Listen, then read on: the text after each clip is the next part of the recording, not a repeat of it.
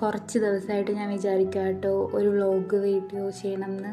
പക്ഷേ എനിക്ക് പറ്റിയിട്ടില്ല. അപ്പോൾ ഇതിൻ്റെ ഒരു മോർണിംഗ് വ്ളോഗായിട്ട് എടുക്കണം.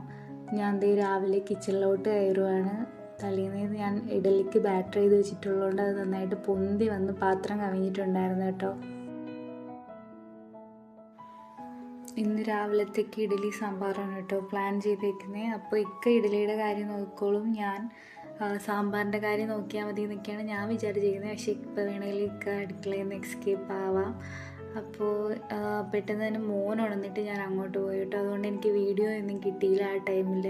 അത് കഴിഞ്ഞിട്ട് ഞാൻ വന്ന് സാമ്പാറിനുള്ള പരിപ്പ് വേവിക്കാൻ വെക്കുകയാണ് കേട്ടോ.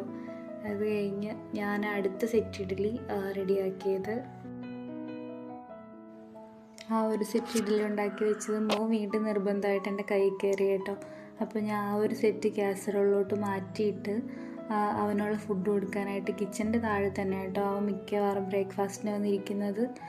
ഞാൻ എവിടെ ഉണ്ടോ അവിടെ ഇരുന്ന കേട്ടോ ഫുഡ് കഴിക്കുന്നത്. അവനങ്ങനെ ഒരു വാശിയുണ്ട്. ഞാൻ എവിടെ പോയാലും ഞാൻ തന്നെ ഫുഡ് കൊടുക്കുകയും വേണം, ഞാൻ തന്നെ ഇരുത്തി കഴിപ്പിക്കുകയും വേണം.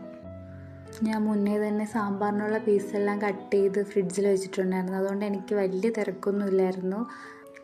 ഇതൊക്കെ കഴിഞ്ഞിട്ട് കേട്ടോ ഞാൻ എൻ്റെ മോർണിംഗ് ഡ്രിങ്ക് എടുക്കുന്നത്. ഞാൻ മുന്നത്തെ ഒരു വീഡിയോ പറഞ്ഞിട്ടുണ്ട്, ഞാൻ എല്ലാ ദിവസവും ഫസ്റ്റ് മീലായിട്ട് എടുക്കുന്നത് ജീരക വാട്ടർ ആയിരിക്കും കേട്ടോ, 500 ml.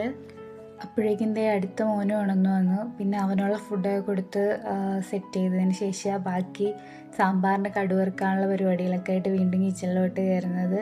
ഇന്നെനിക്ക് വലിയ ജോലിയൊന്നുമില്ല കേട്ടോ. ഈ ഒരു ഇഡ്ഡലി സാമ്പാറും വെക്കുക, പിന്നെ ഇന്നലത്തെ ചോറ് ഇരിപ്പുണ്ട്. അപ്പോൾ ചോറ് തിളപ്പിച്ച് വയ്ക്കുക, ഈ 2 പണി മാത്രമേ ഉള്ളൂ ഇനിയിപ്പോൾ ഇവിടെ.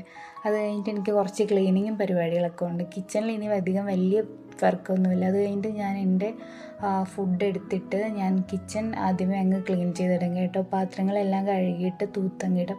അപ്പോൾ എൻ്റെ പാതി പണി കഴിഞ്ഞൊരാശ്വാസമാണ്. കുറേ ദിവസത്തിന് ശേഷം ഇന്നലെ കേട്ടോ ഇവിടെ മഴ പെയ്ത്, അതുകൊണ്ട് തന്നെ ആവശ്യത്തിലധികം കരിയില മുറ്റത്തായിട്ടുണ്ട്. അപ്പം ഞാൻ അത് ക്ലീൻ ചെയ്യലായിരുന്നു എൻ്റെ അടുത്ത പരിപാടി.